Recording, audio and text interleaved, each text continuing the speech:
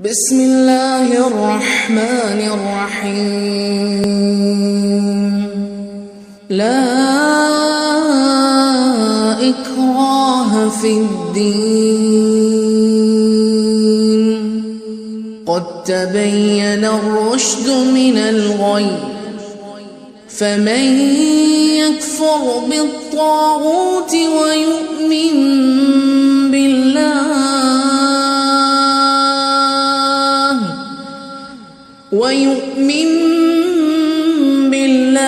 فقد استمسك بالعروة الوثقى،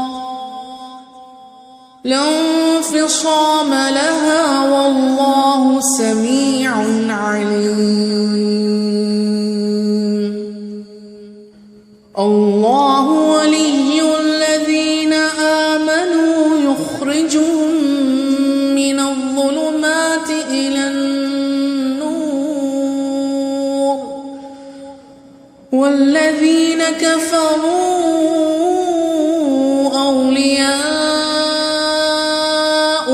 الطاغوت يخرجونهم